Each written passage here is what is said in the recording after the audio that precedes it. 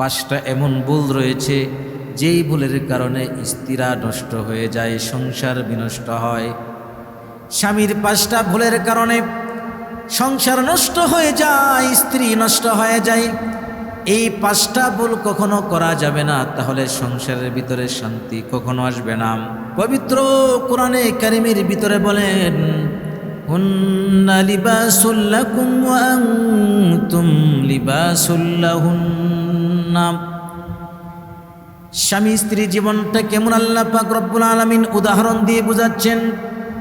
পোশাকের মতন, পোশাক যেমন মানুষের দেহের সাথে লেগে থাকে, স্বামী স্ত্রীর জীবনটা সম্পর্কটা হলো পোশাকের মতন। একজনের অন্তরের সাথে আরেকজনের মিল থাকতে হবে। একজনের সাথে আরেকজনের অন্তরের যদি গরমিল হয়ে যায় তাহলে সংসার কোনোদিন টিকে না। একজনের সাথে আরেকজনের অন্তর মিল যদি না থাকে তাহলে সংসারের ভিতরে কখনো শান্তি আসে না।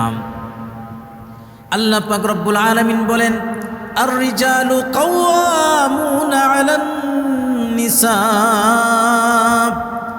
পুরুষদেরকে আল্লাহ পাক রব্বুল আলামিন সংসারের কর্তা বানাইছেন। আল্লাহ পাক কর্তা বানিয়েছেন পুরুষদেরকে, আর এখন কর্তা হয়ে যায় ঘরের ভিতরে নারীরা। পুরুষেরা নারীর কথা অনুযায়ী চলতে হয়, নতুবা বিপদ আছে। আমার ভাইয়েরা, সংসারের ভিতরে আল্লাহ পাক স্বামীকে সংসারের কর্তা বানিয়েছেন, পুরুষকে নারীর উপরে কর্তৃত্ব দান করেছেন কে? আল্লাহ পাক রব্বুল আলামিন কর্তৃত্ব দান করেছেন। আর আমরা যদি আল্লাহ পাক রব্বুল আলামিনের কথাকে না মেনে যদি তাদেরকে ঘরের কর্ত্রী বানায়া দেই, তাহলে যত ফাসাদ, যত বিশৃঙ্খলা সংসারের ভিতরে চলে আসে। এজন্য মনে রাখতে হবে, ঘরের কর্তা হলো স্বামী। স্বামী যদি কিছু ভুল করে, এই ভুলের কারণে নিজের প্রায়শ্চিত্ত নিজেই বরণ করে নিতে হয়। 5টা এমন ভুল রয়েছে যেই ভুলের কারণে স্ত্রীরা নষ্ট হয়ে যায়, সংসার বিনষ্ট হয়। স্বামীর 5টা ভুলের কারণে সংসার নষ্ট হয়ে যায়, স্ত্রী নষ্ট হয়ে যায়। এই 5টা ভুল কখনো করা যাবে না, তাহলে সংসারের ভিতরে শান্তি কখনো আসবে না। 1 নাম্বার, স্ত্রীদেরকে শাসন করতে হবে, তবে এমন শাসন করা যাবে না যেই কারণে জুলুম হয়ে যায়। আল্লাহ পাক জুলুম করতে নিষেধ করেছেন। তাদেরকে মহাব্বতের মাধ্যমে তাদের বিভিন্ন সময়ে তাদের বিভিন্ন মেজাজের পরিবর্তন হয়।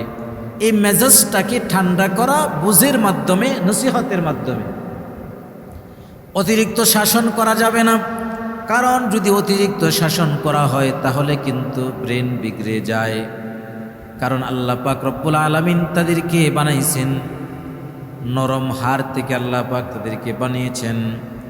হযরত আদম আলাইহিস সালাতু ওয়াস সালামের বাম পাজর থেকে মা হাওয়াকে বানাইলেন। অত্যন্ত নরম নরম জিনিস যদি আপনি সোজা করতে যান তাহলে ভেঙে যাবে, আর যদি এভাবে রেখে দেন তাহলেও ঠিক থাকবে না। এজন্য মাঝে মাঝে শাসন করতে হবে, তবে অতিরিক্ত শাসন করা যাবে না। নাজায়েজ কোনো শাসন করা যাবে না। যেমন এমনভাবে বেত্রাঘাত করা, শরীরের বিভিন্ন অঙ্গ প্রত্যঙ্গের ভিতরে সমস্যা হয়ে যায়, হাত ভেঙে যায়, পা ভেঙে যায়, চোখ নষ্ট হয়ে যায়, এইভাবে শাসন তাদেরকে করা যাবে না। শাসন করার পদ্ধতি বিশ্বনবী সাল্লাল্লাহু আলাইহি সাল্লাম শিখিয়েছেন। যেই শাসন করলে শরীরের ভিতরে জখম পড়বে না, কিন্তু অন্তরের ভিতরে আঘাত লাগবে, অন্তরের ভিতরে হিট লাগবে, জাহির আমি এই কাজটা করছি, এই কারণে আমি অপমানগ্রস্ত হয়েছি, সামনে আর এই কাজটা করব না। অতিরিক্ত শাসন করলে স্ত্রীরা নষ্ট হয়ে যায়। এই জন্য অতিরিক্ত শাসনও করা যাবে না, একেবারে ছেড়েও দেওয়া যাবে না। 2 নাম্বার হল অতিরিক্ত প্রেম, অতিরিক্ত মহাব্বত, এটাও করা যাবে না। অন্ধবিশ্বাস করা যাবে না। অনেক সময় দেখা যায় স্বামীরা স্ত্রীদেরকে অন্ধবিশ্বাস করে, আর এই অন্ধবিশ্বাসটাই তার পতনের মূল। এই পতনের ঘণ্টা বেজে যায় তার অন্ধবিশ্বাসটা। অনেক সময় দেখা যায় অনেক যুবক বিদেশে থাকে, বিদেশে যাওয়ার পরে ব্যাংক ব্যালেন্স অ্যাকাউন্ট স্ত্রীর নামে করে দেয়, আর বাংলাদেশ থেকে বা যে কোনো দেশ থেকে হোক, যখন ওই নারীটা টাকা পয়সা তার হাতে পেয়ে যায় তখন নারীর অবস্থার পরিবর্তন ঘটে যায়। যখন তাদের হাতে টাকা এসে যায় তখন তাদের অবস্থার পরিবর্তন হয়, তখন আর স্বামীর কথা তাদের স্মরণ থাকে না। আর এইভাবে অসংখ্য ফ্যামিলি পরিবার নষ্ট হয়ে যাচ্ছে। অনেকে বিদেশ থেকে ফোন করে থাকে, হুজুর আমি আমার স্ত্রীর অ্যাকাউন্টে অনেক টাকা পাঠিয়েছি, কিন্তু আজকে সে আমার সাথে কোনো যোগাযোগ নাই, অন্য ছেলের সাথে ভেগে চলে গেছে। এখন হুজুর কি করা যায়? বড় পেরেশান, বড় টেনশন। 10 বছর 15 বছর পর্যন্ত বিদেশের জমিনে হাজারো কষ্ট করে মাথার ঘাম পায়ে ফেলে আজ উপার্জন করলাম, সব নিয়ে সে ভেগে চলে গেছে। এজন্য অতিরিক্ত বিশ্বাসও করা যাবে না, তাদের নামে ব্যাগ ব্যালেন্স সব কিছু দেওয়া যাবে না। অনেক বুকারা দেখা যায় জমিনটা পর্যন্ত স্ত্রীর নামে লিখে দেয়, অতিরিক্ত মহাব্বতের কারণে পরবর্তীতে দেখা যায় তার জীবনটা পঙ্গু হয়ে যায়। এমনটা করা যাবে না। তাহলে 1 নাম্বার অতিরিক্ত শাসনও করা যাবে না, 2 নাম্বার অতিরিক্ত মহাব্বতও করা যাবে না। মহাব্বতের ভিতরে ব্যালেন্স রক্ষা করতে হবে। নবীজি যে যতটুকুন বলেছেন ততটুকুন করতে হবে, এর চেয়ে বেশি করা যাবে না। আল্লাহ পাক যতটুকুন দায়িত্ব আমাকে দিয়েছেন এই দায়িত্ব বোধের উপরে ঠিক থাকতে হবে। এই দায়িত্ব বোধের ক্ষেত্রে দায়িত্বহীন হওয়া যাবে না। 3 নাম্বার, অনেক সময় দেখা যায় আমরা স্ত্রীদেরকে বেশি সময় দেই না, সময়টা বেশি বাহিরে কাটায়।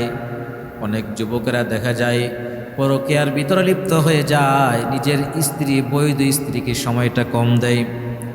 বৈধ স্ত্রী ঘরের ভিতরে রেখে পরকীয়ার ভিতরে লিপ্ত হয়ে যায়। অথচ আল্লাহ পাক রব্বুল আলামিন পবিত্র কোরআনে কারিমে এই জিনার কাছেও যেতে নিষেধ করেছেন। আল্লাহ পাক রব্বুল আলামিন বলেন, লা তাকরাবুজ জিনা ইন্নাহু কানা ফাহিশা। তোমরা ব্যভিচারের দ্বারে কাছেও যেও না, কারণ যদি দ্বারে কাছেও যাও এটা অনেক ফাহেসা কাজ, অনেক বড় পাপাচার। সেটা শয়তান তোমাদেরকে প্রবঞ্চনা করে ব্যভিচারের ভিতরে লিপ্ত করে দিবে। এজন্য স্ত্রীকে সময় দিতে হবে, বাহিরে সময় অতিরিক্ত দেওয়া যাবে না, স্ত্রীর হকও বিনষ্ট করা যাবে না। স্বামীর যেমন হক রয়েছে স্ত্রীরও তো তেমন হক আছে। স্বামীর হকও আছে, স্ত্রীরও হক আছে। নবীজি বলেন একজন আরেকজনের হকগুলো পুরাপুরিভাবে আদায় করতে হবে, নতুবা কেয়ামতের ময়দানে জবাবদিহি তার কাঠগড়ায় দাঁড়াতে হবে। আমার ভাইয়া, এই জন্য জিনা ব্যভিচারের দ্বারে কাছেও যাওয়া যাবে না, গুনাহের কাছেও যাওয়া যাবে না। স্ত্রীদেরকে সময় দিতে হবে, তাদের সাথে সুন্দরভাবে আচরণ করতে হবে, কথা বলতে হবে, তাদের সাথে রাগারাগি করা যাবে না, বুঝের মাধ্যমে সব কিছু ঠিকঠাক করে নিতে হবে। 4 নাম্বার, অনেক সময় দেখা যায় স্ত্রীদের আত্মীয় স্বজনের সাথে সম্পর্ক রাখে না। এটা অনুচিত, কারণ তার সাথে সম্পর্ক হওয়ার পরে একটা মেয়ে আরেকজনের বাড়িতে লালিত পালিত হয়েছে, আরেকজনের ঘরে লালিত পালিত হয়েছে, কলিজার টুকরা মার এই সন্তানটা ছিল, এই কলিজার টুকরাটাই তো আপনার কাছে দিয়ে গেল। এখন তার মা আছে, ভাই আছে, আত্মীয় স্বজন আছে, তাদের সাথেও সুসম্পর্ক রাখতে হবে। আর এই সুসম্পর্ক না রাখার কারণে অনেক সময় দেখা যায় স্ত্রীরা উত্তেজিত হয়ে যায়, রাগান্বিত হয়ে যায়, আর এই ক্রোধের বিস্ফোরণ এমনভাবে ঘটে তখন সংসার বিচ্ছিন্ন করে চলে যায়, নিজেই ডিভোর্স দিয়ে চলে যায়।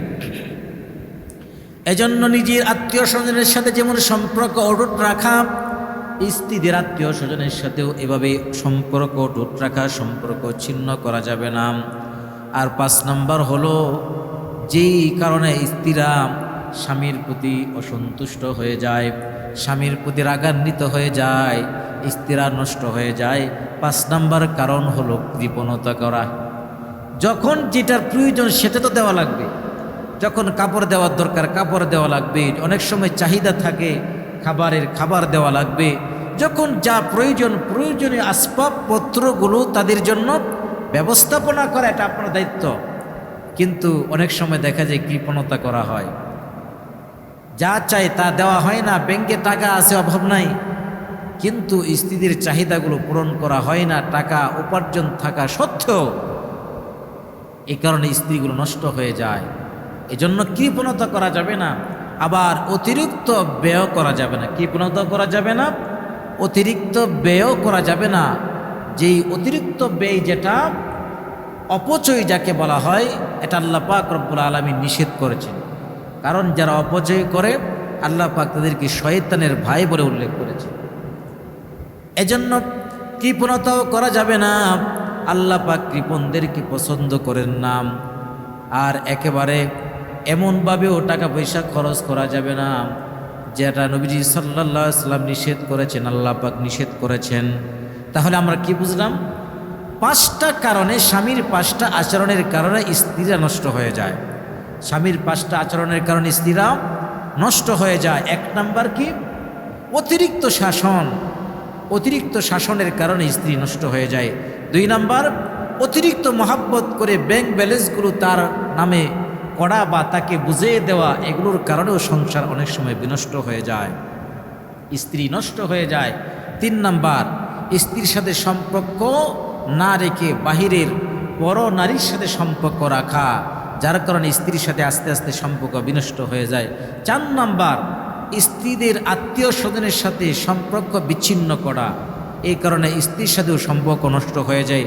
আর 5 নাম্বার, কৃপণতা করা, যখন যেটা প্রয়োজন আর তৌফিক থাকা সত্ত্বেও না দেওয়া।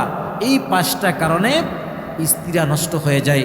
এজন্য প্রতিটা স্বামীদেরকে লক্ষ্য রাখতে হবে স্ত্রীদের যে হকগুলো, পরিপূর্ণরূপে হকগুলো আদায় করে দেওয়া, না হলে কিয়ামতের ময়দানে আল্লাহ পাক রব্বুল আলামিন কাউকে ছাড় দিবেন না। যারা তার স্ত্রীদের প্রতি জুলুম করেছে, জুলুমকে আল্লাহ পাক পছন্দ করেন না। জুলুমকে আল্লাহ পাক রব্বুল আলামিন পছন্দ করেন না। আয-যুলমু যুলমাতুন ইয়াউমাল কিয়ামাহ, জুলুমটা কিয়ামতের দিন অন্ধকার হয়ে যাবে, রাস্তা দেখতে পারবেন না। এজন্য জুলুম করা যাবে না। আল্লাহ পাক রব্বুল আলামিন জালেমদেরকে কিয়ামতের ময়দানে জাহান্নামের আগুনে জ্বালাবে। এজন্য এই 5টা জিনিস অবশ্যই আমাদেরকে রক্ষা করতে হবে। আল্লাহ পাক যেন আমাদেরকে বুঝার তৌফিক দান করেন।